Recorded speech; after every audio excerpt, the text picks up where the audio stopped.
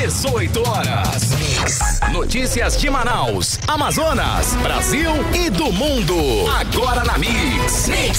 Mix 6 horas em ponto em Manaus. Boa noite pra você em 100,7. Você na sintonia certa no melhor Mix do Brasil. Estamos juntos, começando mais uma edição do programa 18 horas, quarta-feira, 23 de março 2022. Eu e Karime Leão. Até às 7, hein, Karime? Tudo bem? É isso aí, estamos juntos. Já começo agradecendo a sua companhia. Você sintonizado aqui em 100,7, é isso aí. E aquele salve especial pra galera que nos acompanha ao vivo, direto nas redes sociais, no YouTube e no Instagram, através do @18horasnews. Boa noite. Mix. Vamos aos destaques do programa 18 horas desta quarta-feira. Uso de máscaras, olha só, hein? Deixa de ser obrigatório em locais abertos e fechados em todo o estado do Amazonas. O Ministério Público Federal no Amazonas vai investigar a obra de recuperação da rodovia AM010 que liga Manaus a Itacoatiara. Foi cancelada a festa de filiação do governador Wilson Lima no União Brasil na quadra da Escola de Samba Reino Unido da Liberdade. Manaus registra a média de 90 roubos por dia nesse início do ano. O levantamento é do painel de dados da Secretaria de Segurança Pública do Amazonas. 6 horas, 2 minutos, você no melhor Mix do Brasil. Os principais destaques do dia você confere a partir de agora. Mais uma edição do programa 18 horas para você até às 7 da noite aqui no melhor Mix do Brasil. 18 horas. E o uso de máscaras, deixa de ser obrigatório no Amazonas, inclusive em locais fechados, ok? A recomendação foi anunciada hoje em vídeo postado nas redes sociais pelo governador Wilson Lima. Mas a decisão final deve ser tomada pelas prefeituras municipais. A prefeitura de Manaus, por exemplo, ainda não se posicionou se vai seguir a recomendação ou não. Exato, Carlão, mas acabei de receber aqui o posicionamento da prefeitura de Manaus, que ela informa que vai manter aqui em Manaus a obrigatoriedade do uso de máscaras em locais fechados, tá? Sim. A exigência deve ser mantida até o dia 30 deste mês, quando se completa o período de 14 dias de monitoramento das condições epidemiológicas da população, após o município liberar o uso de máscaras faciais de proteção em locais abertos. Bom, de acordo com o prefeito Davi Almeida, Manaus só deve avançar para novas etapas de flexibilização das medidas protetivas contra a Covid-19 se as condições epidemiológicas, tais como números de casos, internações e mortes, se mantiverem todos em queda, Carlão.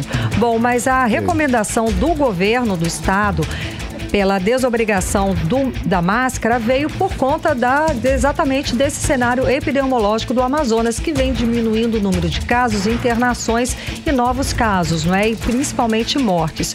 O Amazonas saiu da fase laranja e entrou na fase verde, que representa um risco muito baixo para a transmissão da doença. Olha só, assim o governo do Amazonas segue decisão já tomada, inclusive por outros estados, entre eles São Paulo, onde o governador João Dória havia anunciado na quinta-feira da semana passada já, Karime, essa decisão.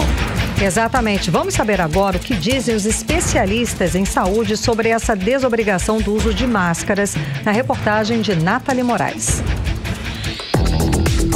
O governador do Amazonas, Wilson Lima, decretou na manhã desta quarta-feira o fim do uso de máscaras em locais fechados e abertos em todo o estado. O anúncio foi feito pelas redes sociais. Segundo o governador, isso é possível após a diminuição dos casos de internações, mortes, casos confirmados de Covid-19 em todo o estado. Temos números epidemiológicos favoráveis, números de internações diminuíram significativamente. O estado do Amazonas hoje tem a menor taxa de letalidade do país. Eu estive ainda há pouco reunido com o nosso comitê, com nossos especialistas da área de saúde e de infectologia, e o estado do Amazonas está recomendando a desobrigação do uso de máscaras. Agora é importante que as pessoas entendam que nós precisamos continuar vacinando, que as pessoas precisam continuar tomando essa dose, porque ela é a arma mais poderosa que a gente tem contra a Covid-19. O governo do Amazonas também decidiu encerrar as atividades do Comitê Científico que monitorava a situação epidemiológica no estado.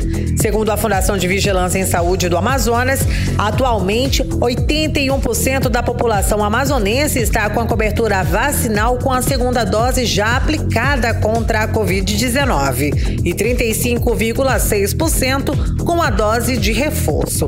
Embora a vacinação já tenha uma cobertura considerável de pessoas imunizadas com as 2 doses contra a Covid-19, o cientista Lucas Ferrante, doutorando do Instituto Nacional de Pesquisas da Amazônia, afirma que a pandemia não acabou. Para o especialista, o decreto do governo do estado pode ter consequências catastróficas. Nesse momento, nós já damos o alerta de uma 4ª onda de Covid-19, que será causada pela variante Omicron BA2, que é mais severa. Os casos de Covid-19 estão aumentando em relação à média histórica em todo o mundo, apesar do número de testagens. E abolir o uso de máscaras nesse momento em Manaus será algo catastrófico. A população não deve usar máscara e deve ignorar o governador Wilson Lima. A capacidade técnica do estado do Amazonas tem se mostrado nula no combate da pandemia. O epidemiologista da Fiocruz Amazônia, Gésen Orellana, destacou negligência sanitária por parte do governo do Amazonas. O especialista destacou que o governador Wilson Lima tomou a decisão sem qualquer evidência sólida de controle da pandemia. Por isso, é impossível abrir mão do uso de máscaras por aqui. Não há nenhuma recomendação formal, nem da Organização Mundial de Saúde, que é quem tem essa avaliação mais precisa em relação à pandemia de Covid-19, e muito menos do Ministério da Saúde do Brasil em relação a esse encaminhamento extemporâneo e equivocado, mais uma vez, do governo do estado do Amazonas, na pessoa do governador Wilson Lima. É muito estranho, inclusive, ver o governador dizendo que é possível desobrigar o uso de máscaras em todo o estado do Amazonas, pura e simplesmente porque ocorreu, obviamente, e de fato, uma redução no número de internações, casos graves e óbitos por Covid-19. Isso não pode ser o critério, né? Porque nós cansamos de ver ao longo da pandemia que reduções da transmissão comunitária são acompanhadas logo adiante de novos aumentos, de retomadas na transmissão comunitária, não só aqui no Brasil, mas também como estamos vendo agora na Ásia e Europa, por exemplo. Em nota divulgada nesta terça-feira, a Sociedade Brasileira de Infectologia trouxe recomendações essenciais com o objetivo de orientar a população sobre o uso de máscaras no atual cenário da pandemia. Segundo a SBI, as máscaras precisam continuar a serem usadas em locais fechados com aglomerações frequentes, como dentro do transporte público. Locais onde houver grandes aglomerações, principalmente em determinados horários de pico, como dentro das agências bancárias, repartições públicas, lotéricas e também dentro das instituições de ensino. O Amazonas já registrou, segundo dados da Secretaria de Estado da Saúde, 580.846 casos de Covid-19 e 14.148 mortes pela doença desde o início da pandemia. Nathalie Moraes para o 18 horas. Você está ouvindo 18 horas. Bom, é importante que as pessoas continuem se vacinando, porque, sem dúvida alguma, é a única arma que nós temos contra a doença, né? Para não contrair, para não desenvolver, né, a gravidade dos sintomas da doença da Covid-19. E quem puder, sim, a gente deve seguir usando máscara, até porque a determinação aqui do governo do estado do Amazonas é que a desobrigatoriedade do uso de máscaras em locais abertos é para todo mundo, com exceção, é claro, das pessoas que têm algum tipo de problema de saúde, os imunossuprimidos, esses devem, e pessoas acima de 70 anos também devem continuar usando máscaras, inclusive em locais abertos. Bom, a gente tem que ter, é claro, todo cuidado, porque o fato é que ainda estamos enfrentando a pandemia, todo cuidado é pouco, principalmente para quem tem um sistema imunológico mais afetado, para os diabéticos, hipertensos, os imunossuprimidos, como eu falei, entre outras comorbidades. Karime, essa questão do uso de máscara liberado aqui, o prefeito já disse que, né, ele não vai seguir a recomendação do governador. Por enquanto não, exatamente. Vamos ver como vai se posicionar os outros prefeitos dos outros municípios, não é isso, Karime? Mas o que todos nós queremos é que essa pandemia realmente acabe o quanto antes, para que a gente volte a ter aí, é claro, uma vida, né, como nós tínhamos, né, como não nos preocupávamos tanto com essa questão aí, que é essa coisa da pandemia.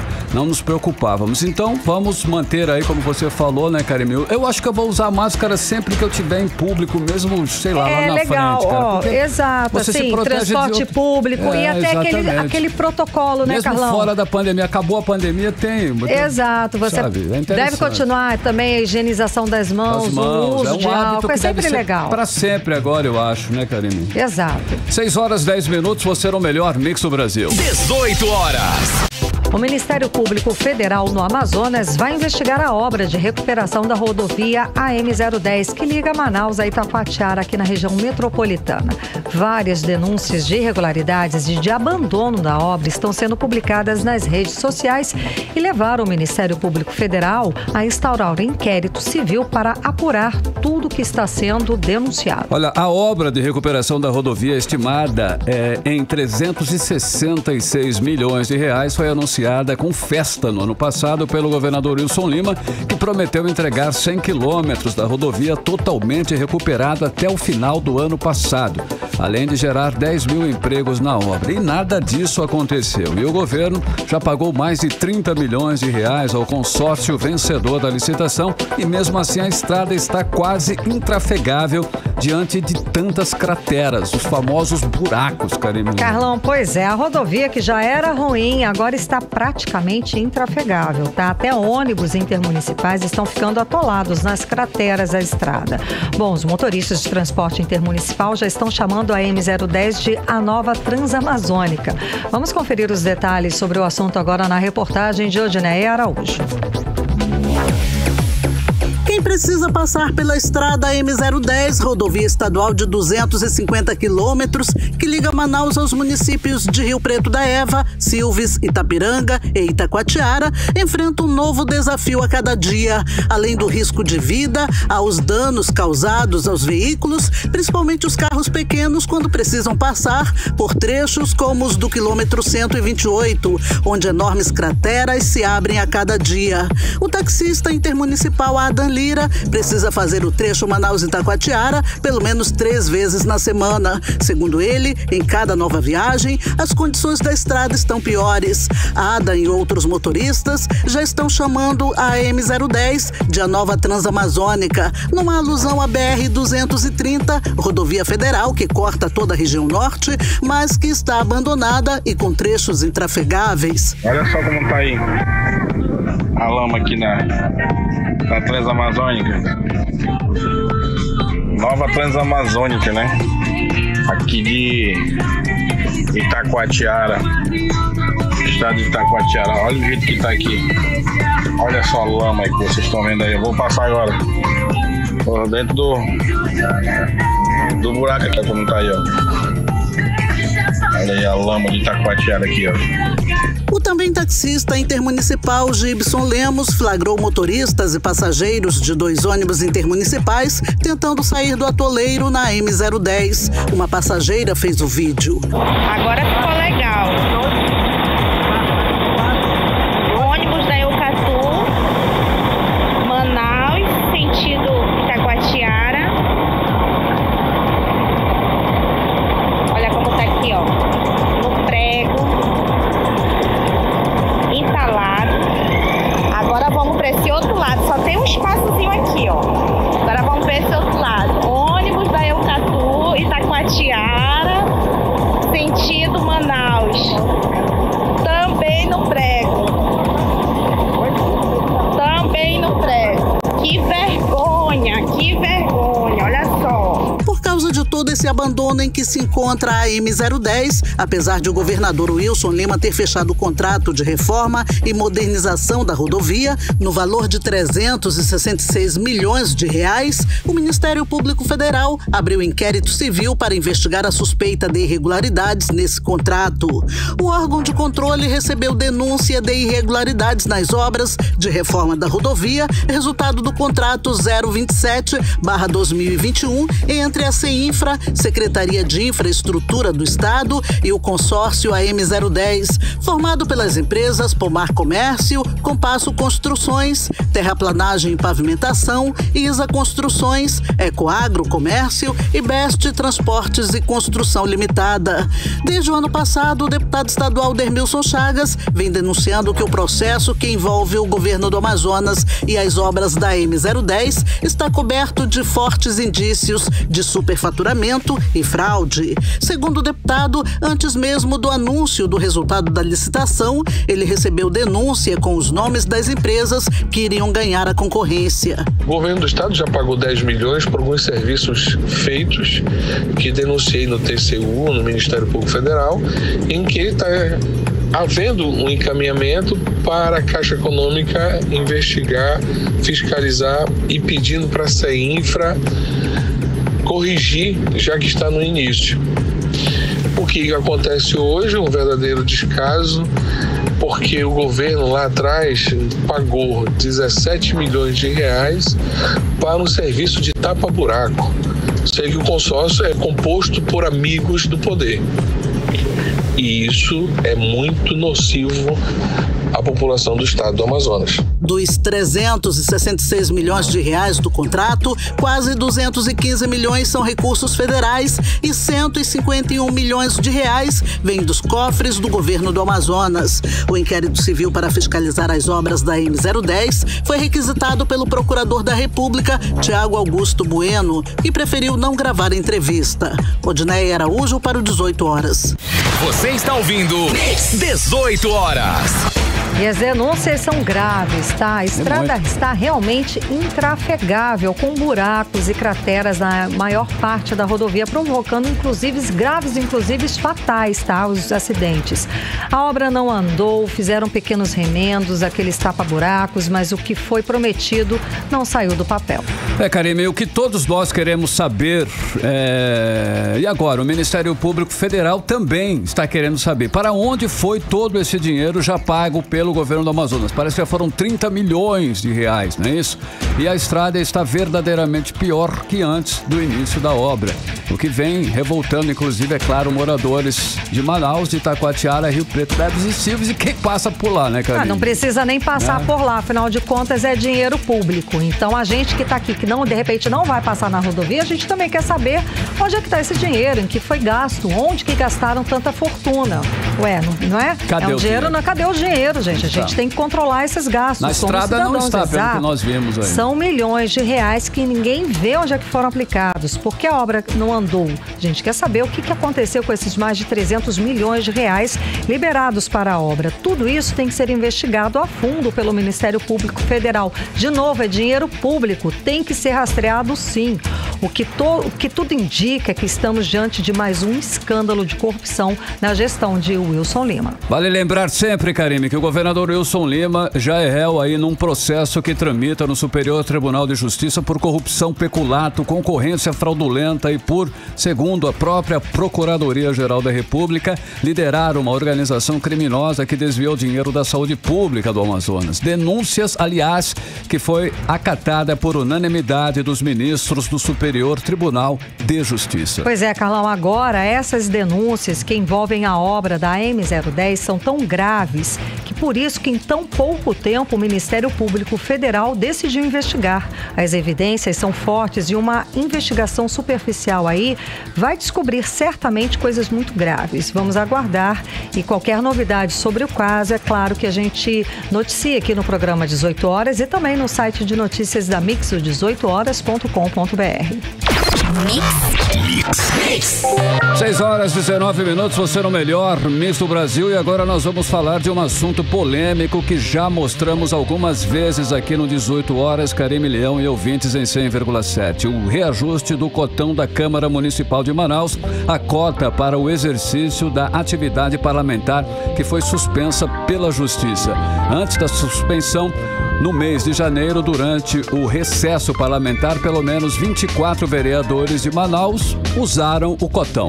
E os maiores gastos entre os vereadores foram com a divulgação da atividade parlamentar, aluguel de veículos, combustível e pagamento de tarifas telefônicas. Vamos conferir mais detalhes sobre o assunto na reportagem de Nathalie Moraes.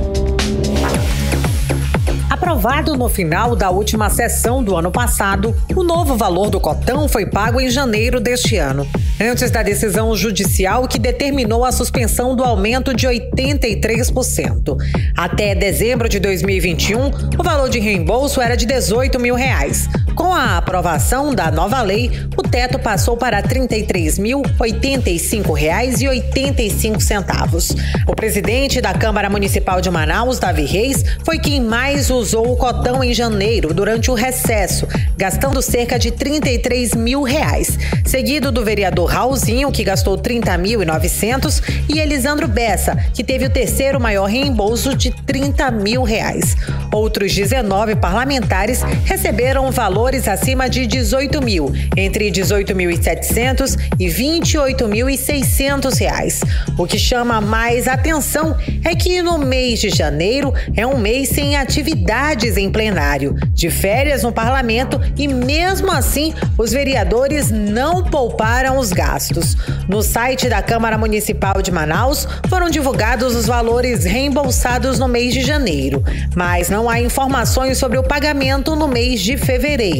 O vereador Amon Mandel optou por não receber os valores do cotão desde o início de seu mandato e criticou os colegas, já que eles utilizaram do dinheiro público mesmo em meio ao recesso parlamentar. Eu acho que essa é uma postura incorreta, que os vereadores deveriam ter, na dúvida, economizado o dinheiro público, sobretudo levando em consideração o fato de que estávamos no recesso parlamentar. Os maiores gastos dos 37 vereadores que fizeram uso do cotão foram com a divulgação de atividade parlamentar, locação de veículos, combustível e o pagamento de contas telefônicas.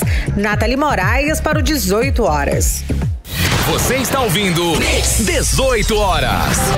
Agora vamos falar sobre os bastidores da política amazonense com a jornalista Artemisa Gadelha. Artemisa, boa noite, Artemisa.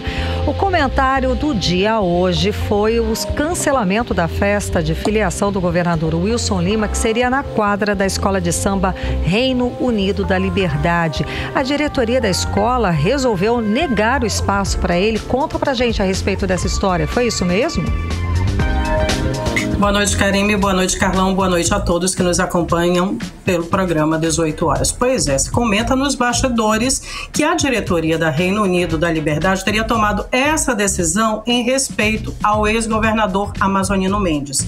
Porque a quadra da escola, Karime, só foi finalmente concluída durante o governo dele.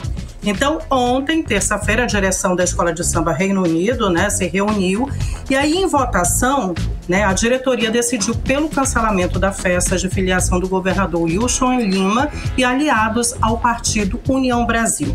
Agora, imagina a cena. O evento já estava marcado para o sábado agora, dia 26 de março, com tudo pronto. Até os convites já haviam sido distribuídos, com grande repercussão, inclusive. Enfim, tudo desfeito em cima da hora. Em nota, a diretoria da Escola Reino Unido da Liberdade informou que o cancelamento se deve ao fato dos sócios se sentirem incomodados com o evento político partidário. Nesse caso específico, o incômodo é o ato de filiação do governador Wilson Lima. Mas como nós citamos no início dessa matéria, nos bastidores se comenta que a decisão foi em respeito ao pré-candidato ao governo do Amazonas, Amazonino Mendes. Amazonino é o principal adversário de Wilson na eleição deste ano para o governo do estado. E, inclusive, ele lidera todas as pesquisas de intenção de votos. E se comenta também que a Reino Unido, no passado, já apoiou alguns candidatos, como o deputado federal Bosco Saraiva, que é o atual presidente do Partido Solidariedade, e, inclusive, ele já foi presidente da Reino Unido da Liberdade e ele é fundador também da escola de samba. Enfim, o próprio senador Eduardo Braga, do MDB, já teve apoio várias vezes em eleições da comunidade sambista. Até mesmo o atual prefeito Davi Almeida. E olha que Davi não é sambista, é evangélico, né? Bom, ao que tudo indica, o problema seria com o atual governador mesmo. A equipe de Wilson está correndo contra o tempo, já que faltam 3 dias para o evento. Inicialmente, 50 prefeitos participariam do ato, mas esse número reduziu drasticamente. Parece que não chega a nem 20 prefeitos, viu? Muita coisa pode acontecer até este final de semana. E o que era para ser uma grande festa pode ficar sem aquele brilho, né, que se imaginava. Pelo menos o local já foi definido rapidamente esta tarde, viu, Karime, Carlão e ouvintes? E será na quadra da Escola de Samba Aparecida. Soubemos que alguns sócios e membros também da própria comunidade da Aparecida não gostaram muito, não. Além da questão partidária, a escola se viu como uma segunda opção do governador, após a Reino Unido ter virado as costas para o Wilson Lima. Karime e Carlão. O Artemisa, o senador Plínio Valério teve uma reunião hoje com a direção do PSDB, o seu partido. O que ficou definido? Existem, inclusive, comentários que ele pode deixar o partido e se filiar ao PL. É isso mesmo? Procede. Carlão, olha, eu conversei essa tarde com o senador Plínio, né? Ele disse que ainda vai se reunir com o presidente nacional do PSDB, o Bruno Araújo. Perguntei se seria hoje, mas até o fechamento desta edição eu não tive resposta do senador. Se comenta nos bastidores que essa reunião seria para alinhar aí a permanência do parlamentar no partido.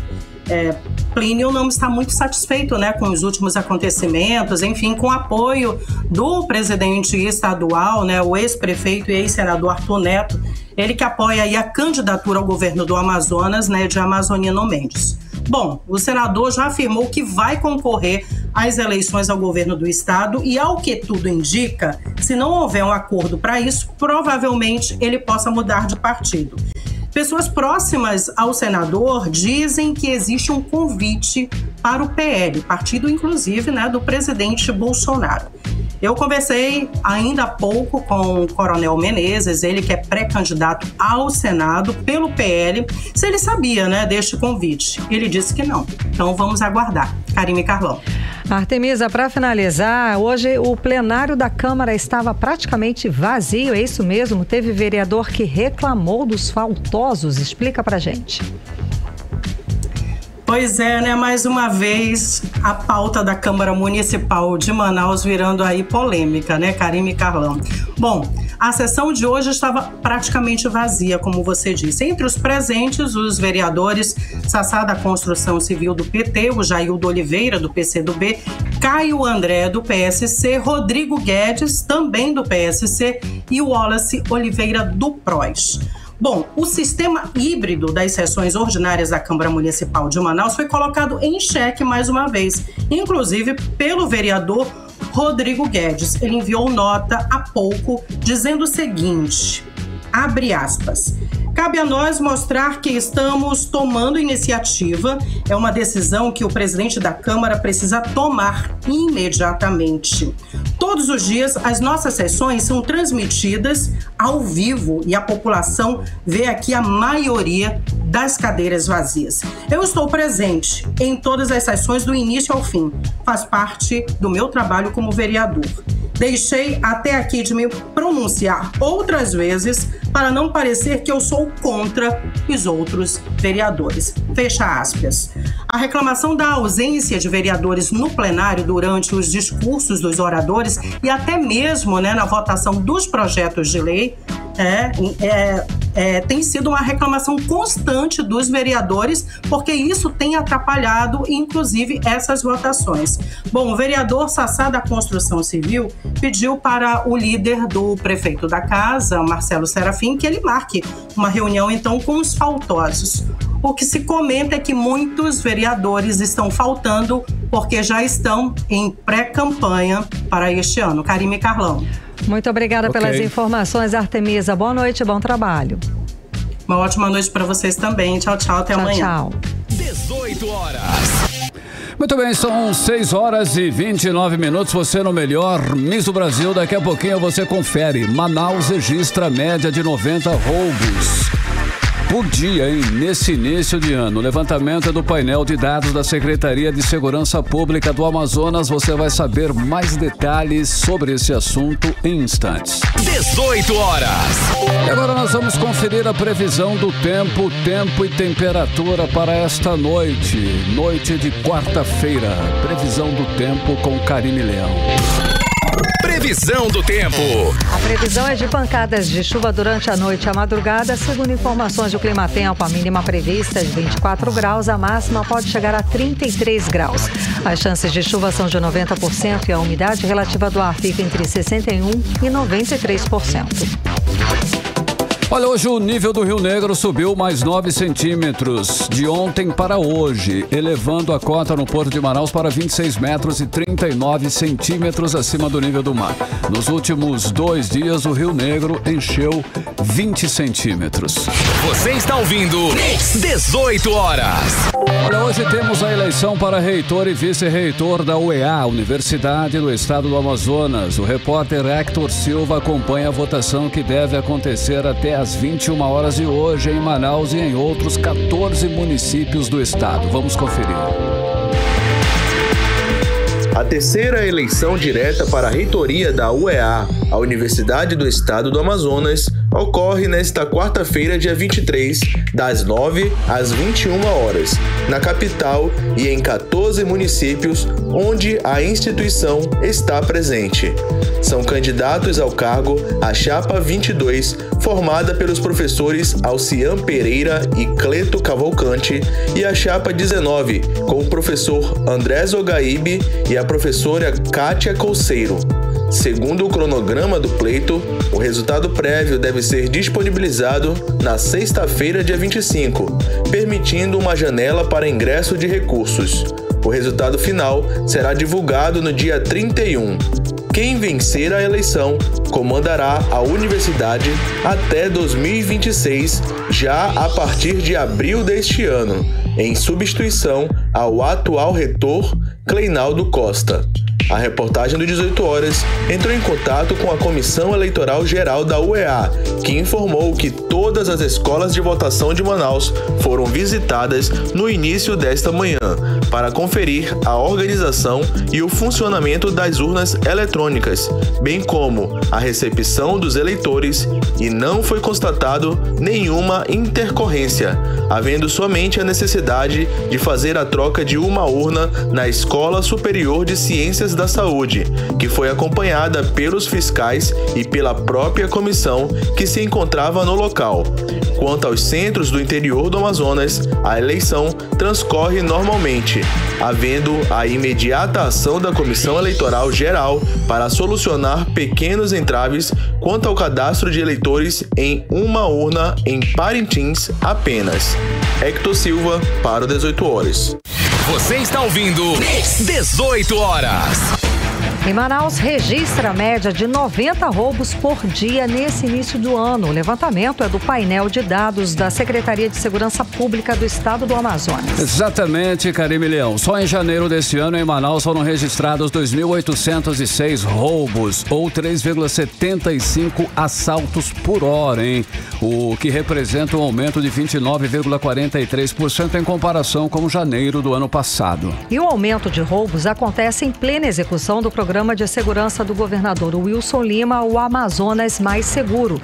Os dados revelam a crise da segurança pública. Segundo o monitor da violência, o Amazonas foi o estado que teve o maior aumento percentual no índice de mortes violentas, com crescimento de 54% de 2020 para 2021, os maiores índices do país. Enquanto todos os outros estados apresentaram queda nos índices de violência, aqui no Amazonas os números da criminalidade só aumentam e batem sucessivos recordes. Mês após mês, ano após ano, o cidadão está entregue à própria sorte. Ninguém se sente mais seguro nem dentro de casa e muito menos nas ruas. A polícia está cada vez mais desaparelhada e acha que consegue conter a violência espalhando placas. No caso, o governador acha isso. cavaletes nas calçadas da cidade. É muita ingenuidade e incompetência, tudo misturado, Karine. Pois é, Carlão, e o que a gente fala sempre aqui no 18 horas é falta de uma política efetiva, de fato, falta de inteligência, falta de gestão, falta um serviço eficiente de inteligência pública. Não há como trabalhar segurança pública sem esse serviço de inteligência no Estado. Falta o combate efetivo contra as organizações criminosas que tomaram, claro, conta do Estado. Aqui a gente faz sempre aquela ressalva, aquele respeito que nós temos pelos policiais que trabalham no Estado do Amazonas, pelos policiais todos, é claro. Homens e mulheres honrados que a gente sabe que trabalham diariamente para a nossa segurança, mas sem um apoio de uma estratégia, de uma inteligência que sejam feitos pelo governo do Estado, pela gestão estadual, esses homens e mulheres ficam à mercê também. Eles não têm como trabalhar, como serem eficientes no trabalho do combate à criminalidade aqui no Estado do Amazonas. Mix. Vamos agora para Brasília conversar com o nosso correspondente, o jornalista Carlos Eduardo Matos. Carlos Eduardo, boa noite. Então, o que temos aí de novo no caso da liberação de verbas do Ministério da Educação envolvendo pastores? O negócio está ficando cada vez pior, né? Porque parece que agora envolve aí um pedido de barra de ouro. Existe a compra, né? Barra de ouro para liberar recursos do MEC. Explica pra gente essa história, Carlos Eduardo. Boa noite. Boa noite, Karine. Boa noite, Carlão. Boa noite a todos. A situação do ministro da Educação, Milton Ribeiro, vai ficando cada vez pior, Karine, à medida que vão surgindo novas denúncias. Ele está praticamente isolado e à deriva, sem apoio nenhum do governo nesse momento. Embora ele seja pastor presbiteriano, a Frente Parlamentar Evangélica do Congresso Nacional se posicionou hoje à tarde, exigindo uma explicação do ministro. Hoje, Karine, o jornal Estado de São Paulo publicou uma nova denúncia. E segundo a reportagem, o prefeito da cidade de Luiz Domingues, no estado do Maranhão, Gilberto Braga, o nome dele, disse que foi vítima de extorsão do pastor Arilton Moura, que é um dos lobistas intermediadores desse suposto gabinete paralelo instalado no Ministério da Educação. Denúncia que foi publicada ontem no jornal Estado de São Paulo. Segundo o prefeito Gilberto Braga, o pastor Arilton teria pedido primeiramente R$15 mil para protocolar o pedido de recursos, que seria para construir uma escola na cidade dele. Depois, ele pediu 1 quilo de ouro do prefeito, caso o recurso fosse repassado pelo Ministério da Educação. Ou seja, Karine, o que era um caso de tráfico de influência se tornou um escândalo de corrupção dentro do Ministério da Educação e, pasme, envolvendo pastores evangélicos.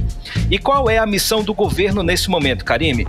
Isolar o ministro Milton Ribeiro para que a denúncia de corrupção não respingue no presidente Bolsonaro. Logo hoje, quando ele disse mais uma vez que no governo dele não existe corrupção. Ele falou isso durante um evento na cidade de Quixadá, no Ceará.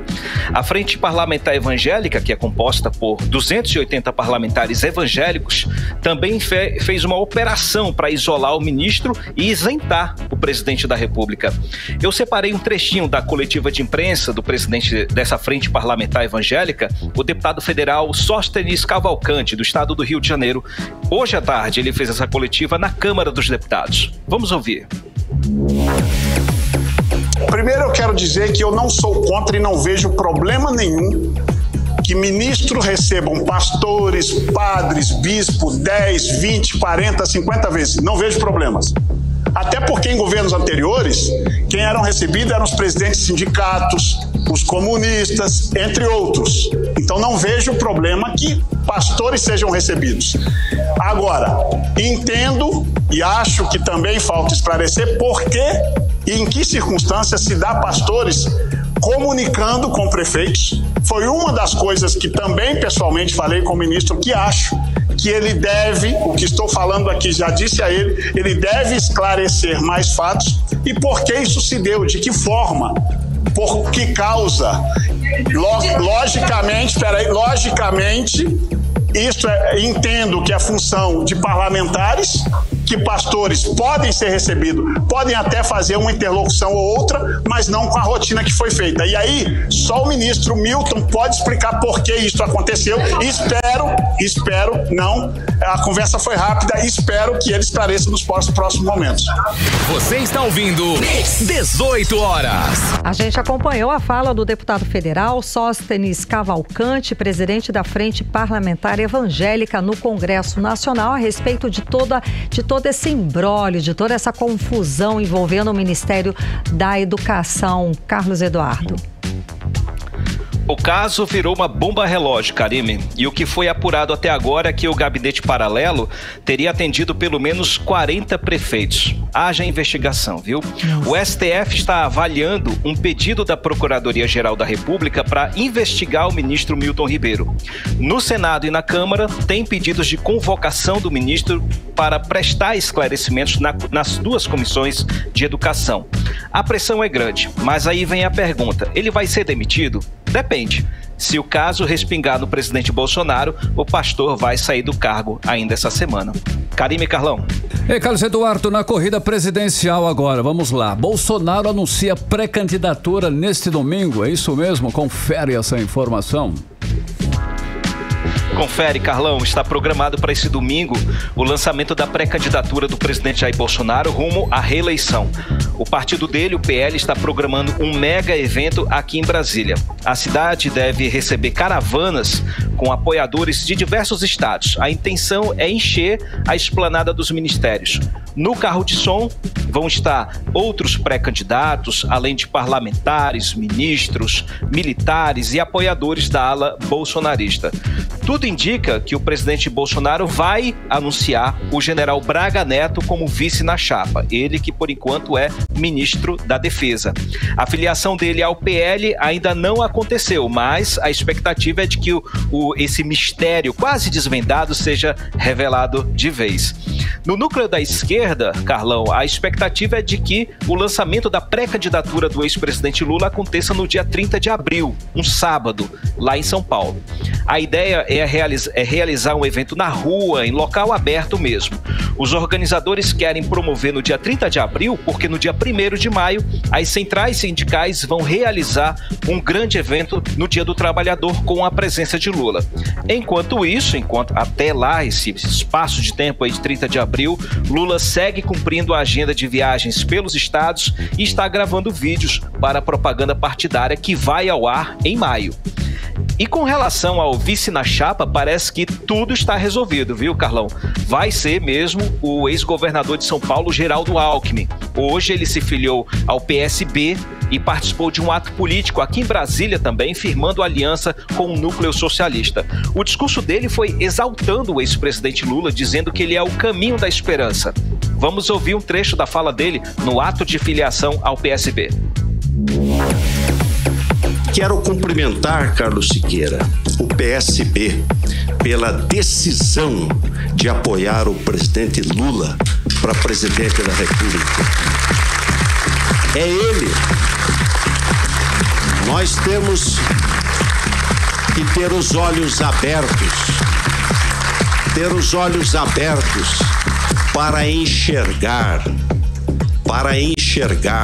a humildade para entender que ele é hoje aquele que melhor reflete, interpreta o sentimento de esperança do povo brasileiro.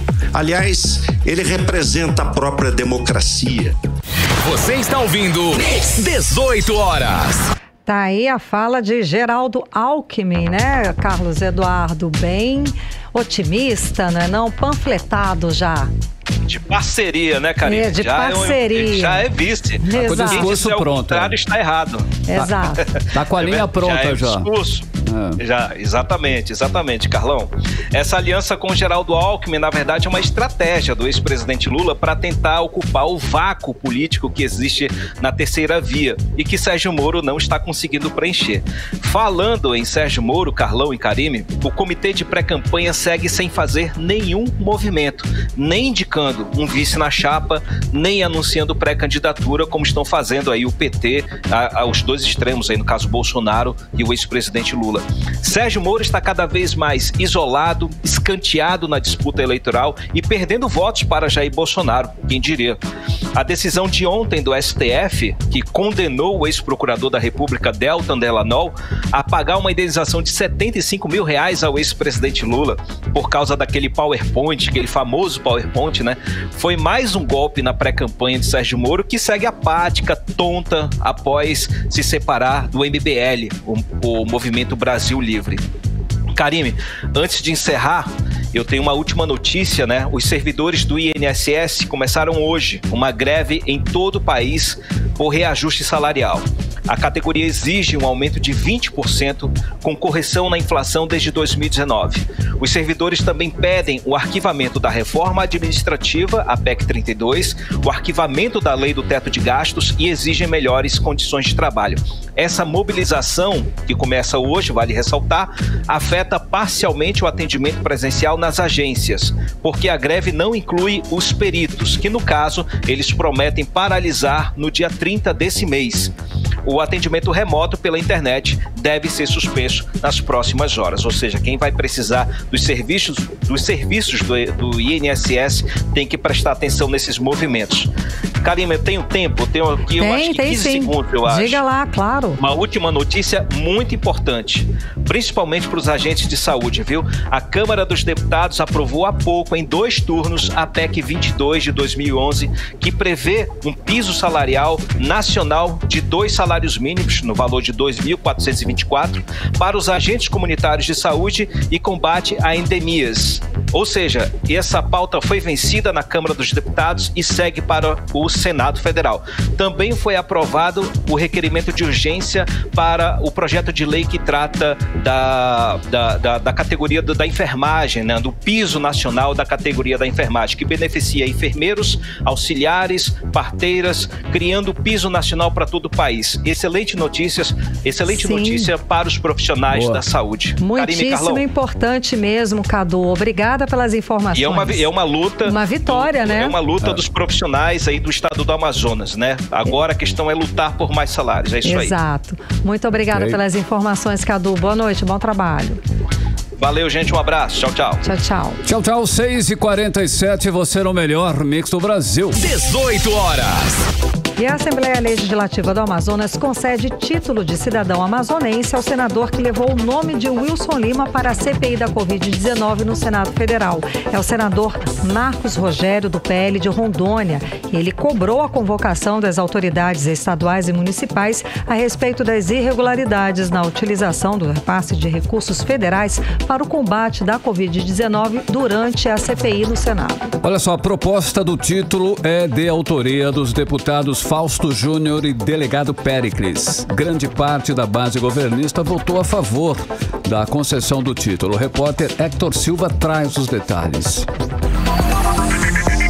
A ALEAN, Assembleia Legislativa do Amazonas, aprovou a Lei 5.799, de 23 de fevereiro de 2020, que concede título de cidadão do Amazonas ao senador Marcos Rogério da Silva Brito, do PL de Rondônia, que no ano passado, na CPI da Covid no Senado, cobrou a convocação do governador do Amazonas, Wilson Lima, do União Brasil, sugerindo que havia blindagem nas investigações a autoridades estaduais.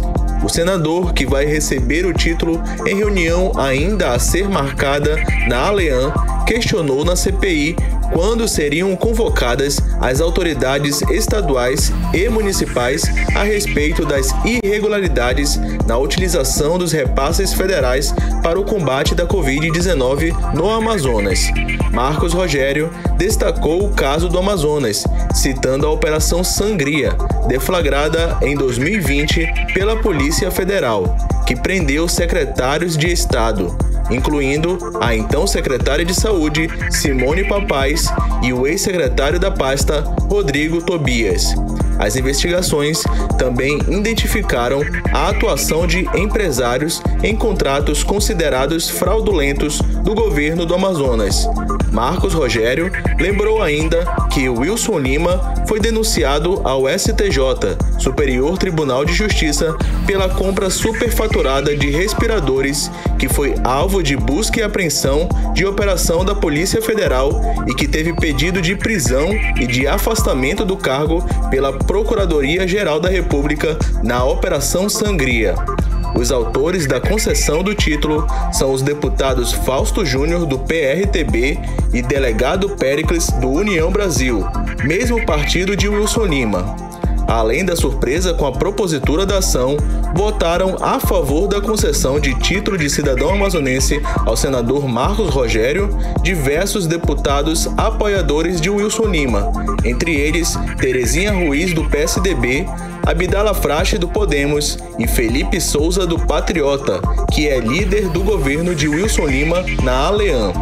A reportagem do 18 Horas procurou os assessores dos deputados aliados a Wilson Lima, que votaram a favor da lei já aprovada, mas nenhum deles respondeu os nossos questionamentos. Para o deputado da oposição Dermilson Chagas, que ainda continua no Podemos, presidido por Abdala Frache, e que também votou a favor do título de cidadão amazonense ao senador Marcos Rogério, a entrega do título independe dos trabalhos feitos pelo senador na CPI do Senado. Não foi pela CPI, não, é por uma gentileza, simplesmente, mais nada. É um colega deputado que pede o apoio, que pede o voto. Essa questão ideológica fica em segundo plano, essa questão tupiniquim, ela fica em segundo plano. Nós temos que ser maiores, né? Pensar na conjuntura, no futuro próximo. Hector Silva, para o 18 Horas. Você está ouvindo 18 Horas. Entrevista do dia. Hoje temos aqui nos estúdios as cantoras Miriam Abad e Bela Queiroz. Legal. Vamos falar de show. É o seguinte, o espetáculo The Beatles Bossa Club, que volta ao cenário amazonense, ao cenário dos palcos aqui do Amazonas, um show que fez sucesso em 2019 nos teatros aqui de Manaus. Bela, vocês vão voltar com o mesmo show, uma roupagem nova? Como é que vai ser? Qual a pegada desse show para esse ano? Então, boa noite. Boa noite, Karine. Obrigada aqui pela oportunidade de estar aqui com vocês. Então, a gente vem com uma nova formação, né? Com duas cantoras. Na verdade, eu fiz uma participação especial em 2019 no Réveillon, né, da cidade, na Ponta Negra. Mas esse ano eu já venho cantando junto com as meninas, e a participação da Lia também, né? Da Lia Carvalho.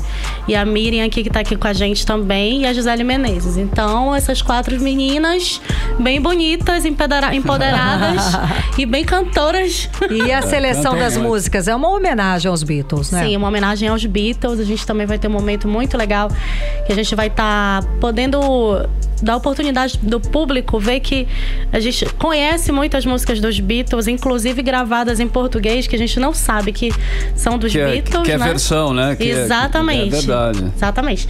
E aí o que rola? A gente vai estar com todos esses momentos e viajando também na bossa nova, né? Que é um ritmo brasileiro, que é um ritmo clássico, que é um ritmo refinado, que a gente adora, e vamos estar adaptando a bossa nova junto com os meninos de Liverpool. É isso que eu queria perguntar, é Beatles Bossa, então vocês vão fazer um arranjo bossa novístico para as músicas do Beatles, para todas elas, inclusive. É isso aí, é isso legal, aí. vai ser bacana. E agora, detalhes do show, quantas músicas, quanto tempo, aonde vai acontecer, que horas, esses detalhes aí bacana. Quem tá na banda, se você quiser falar, mencionar alguém, quais são os instrumentos? Certo. A gente tá fazendo uma versão mais pocket, né? No caso, pocket show. Isso, pro Luar. Por quê? Porque esse show era um show de teatro. Então lá a gente vai estar podendo interagir mais com o público, vai ser mais intimista, né? E os músicos, Carlinhos de Bandeira na produção, né? Sim. O Chico na bateria, o renomado, que chama ele de renomado, né? Também Strong, né? E quem mais, meu Deus? O Bernardo no baixo, né? Então o time é de primeira. Sem dúvida. Só estrelas, gente. Só estrelas. Bom, então vamos lá. seguindo a ficha técnica, as meninas, vocês, que vão Bela estar Queiroz, Miriam Bade, Gisele Menezes e Lia Carvalho. A produção? Produção Lívia Mendes, aqui, que é a nossa curadora, professora de tudo com o que diz respeito a Beatles. A Lívia não vai cantar, não vai participar? Não, a Lívia, eu brinco que eu digo que eu tive que ameaçar ela, né? Que pra ela sair, eu digo, não vai ter que sair, brincadeira. Porque ela tava fazendo a produção e cantando ao mesmo tempo, né? Então, assim, fica difícil, né? Pra gente fazer tudo ao mesmo tempo. Tá certo. Onde que vai ser o show? Luar de Uaicurapá. Olha, aprende a falar, gente. Até que enfim. E fica onde? Vieira Alves, na rua Rio Madeira, número 245. O show é amanhã, né? Quinta-feira. Aliás, 254. Tá, o show é amanhã, quinta-feira. Que horas? A partir das 21 horas, o início do show se dá com a DJ Nath Veiga, tá? Abre os shows lá com umas músicas maravilhosas brasileiras, tá? E aí depois as meninas poderosas entram, gente. Vai ser tudo só de bom, isso só, né? Vai estar nas redes sociais. Vai ter no Instagram. Tudo, pra gente. Ver todos os detalhes. Já tô vindo aqui Fala pra gente o arroba do Instagram. The Beatles Bossa Club. Olha aí. Tá? Do nosso show, do nosso projeto. O meu é @Bela Queiroz Cantora, com 2 L's. Miriam, o teu. Miriam @Bade. E do show, que é legal, né? Que a gente vê logo. Então é lá arroba... No arroba do show The Beatles Bossa Club, você já pode encontrar de todas as meninas, tudo certo. Tá ótimo, então. Mas eu lembro da Gi, é Menezes com Z, Gi, né? Isso. E a da Lia é Carvalia.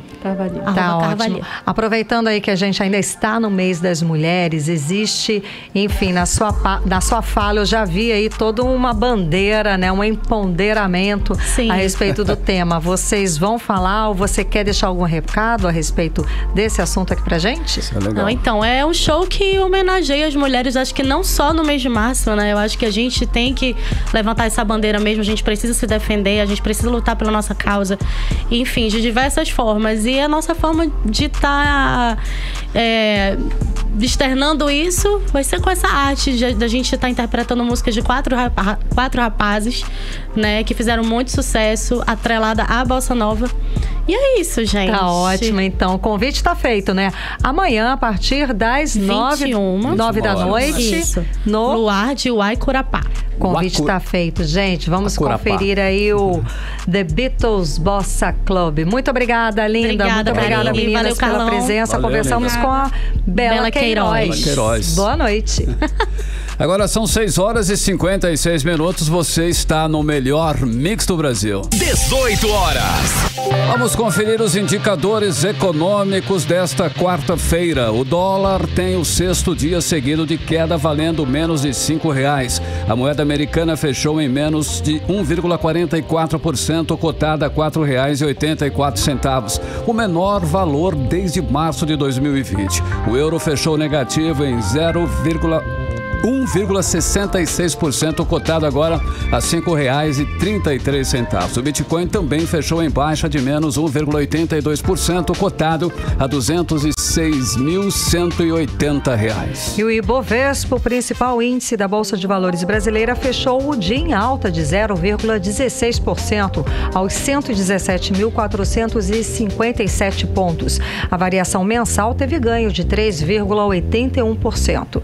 E a Receita Federal vai abrir amanhã, quinta-feira, a partir das 10 da manhã, as consultas a mais um lote residual de restituição do Imposto de Renda de Pessoa Física 2021, referente ao ano base 2020 e a anos anteriores. E os lotes residuais são dos contribuintes que caíram na malha fina, que depois regularizaram as pendências. As consultas podem ser feitas na página da Receita na internet, pelo aplicativo para tablets e também smartphones. De acordo com a Receita, ao todo, 212.711 contribuintes vão receber R$210 milhões no ano de 31 de março, no dia, né? 31 de março, no caso. São 212.711 contribuintes recebendo essa restituição do imposto de renda. 18 horas. E agora nós vamos atualizar os números da Covid-19 aqui no estado do Amazonas com Karime Leão. Segundo o boletim diário Covid-19 desta edição, há o diagnóstico de 55 novos casos da doença, totalizando para 580.901 os casos da Covid no estado do Amazonas desde o início da pandemia. Ainda de acordo com o boletim, não há registro de mortes em todo o estado nas últimas 24 horas. Então, permanece o total de 14.148, o total de mortes no Amazonas desde o início da pandemia. Agora, 6 horas e 59 minutos. Seguimos para o Editorial 18 horas. Editorial 18 horas. Temos hoje que o Ministério Público Federal está investigando irregularidades nas obras da rodovia AM-010. No ano passado, o deputado Dermilson Chagas denunciou que antes mesmo do resultado da licitação, já sabia as empresas que iam ganhar. A obra está atrasada por falta de pagamento do governo do estado. O custo inicial é de 366 milhões de reais. Pelo andar da carruagem, a obra tende a virar outro escândalo na gestão do governador Wilson Lima. Desde o ano passado, houve manifestações de protestos porque a AM-010 está quase intransitável. Mas ninguém sabe o que é pior: se as irregularidades no contrato milionário da estrada ou o pouco caso que o governo está fazendo da inteligência do povo do Amazonas. 18 horas. 7 em ponto, Karime, finalizamos mais uma edição do 18 horas. Boa noite. Boa noite, obrigada pela companhia. Um beijo e até amanhã. Continue bem, continue em 100,7. Boa noite e até amanhã. Você ouviu 18 horas. As notícias do Brasil e do mundo. De volta amanhã.